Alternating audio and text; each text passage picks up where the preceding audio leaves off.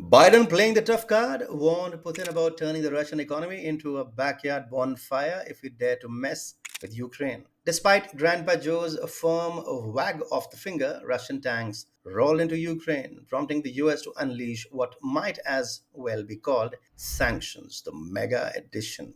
But what has Russia made of these mega edition of sanctions? A crude joke. We will tell you all about it, but before that, if you are a fan of non corporate funded free news and analysis, you've landed on the right YouTube channel. Okay, let's begin.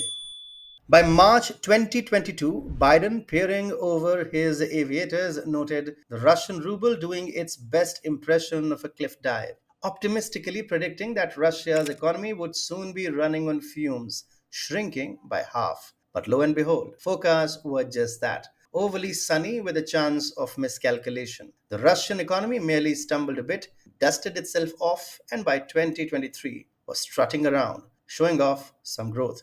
Russia turned into the Houdini of the economic world, dodging sanctions like a pro. Russia whipped up some clever tricks, parallel import schemes, proxy commercial networks, new paths for energy exports, and cozy economic cuddle with countries like China and India. This not only cushioned the blow from Western sanctions, but also made Russia look like the cool rebel at a college where everyone licks the dean's arse. Meanwhile, the US and EU found themselves a step behind, scratching their heads as their economic nets kept missing.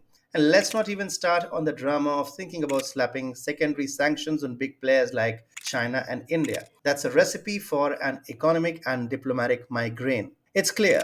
Sanctioning isn't as straightforward as it seems. It's more like trying to play cricket with a ball that comes fast, swings midway, and takes a sharp turn after hitting the turf. Now, the Russian Ministry of Economic Development has just dialed up the growth expectations for 2024, much to the surprise or perhaps dismay of the economic soothsayers. This year, they are betting on a GDP expansion of a cool 2.8%, giving the previous forecast of 2.3% an upgrade. Here is a scoop straight from Economy Minister Maksim Reshetnikov. The Russian economy is like that one guest at the party who not only refuses to leave but also starts DJing. And people are kind of loving it. Okay, he didn't exactly say that, but he did tout the economy's nifty adaptation skills and its sustainable development flair despite the global economic headwinds. Looking ahead to 2025, the ministry is keeping its growth poker face, sticking with a steady estimate of 2.3%.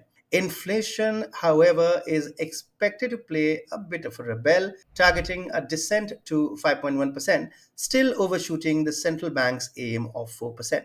Now, for the cherry on top, real disposable incomes and retail trade are looking mighty fine. Incomes are projected to jump by 5.2%, up from the rather modest 2.7% in previous forecasts. And retail sales, they are anticipated to sizzle at a 7.7% increase in real terms, putting last year's 6.4% growth to shame. But wait, there's more. Last week, the IMF strutted in with its own predictions, giving the Russian economy a hefty pat on the back with a growth forecast of 3.2% for 2024, a sharp uptick from earlier gloomier estimates. And for those keeping score, this means Russia is expected to outpace several major Western economies this year. In the economic Olympics, it seems Russia is sprinting ahead while others are still tying their shoelaces. Who knew sanctions were about as effective as Justin Trudeau at a manliness contest? Russia's economy is strutting its stuff, shrugging off sanctions like they are last season's fashion faux pas.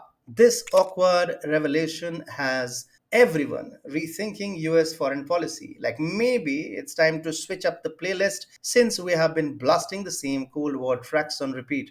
And now, with whispers turning into shouts, there is talk of ditching sanctions altogether. No sanctions might just be the bold new tagline for US policy, not just under the next president Donald Trump, but for any sequels to his presidency. Time to adapt or be left behind, folks, because it seems the world is changing faster than we can keep up. If you want to know more about United States no sanctions policy, that's going to be the policy moving forward, click this video thumbnail.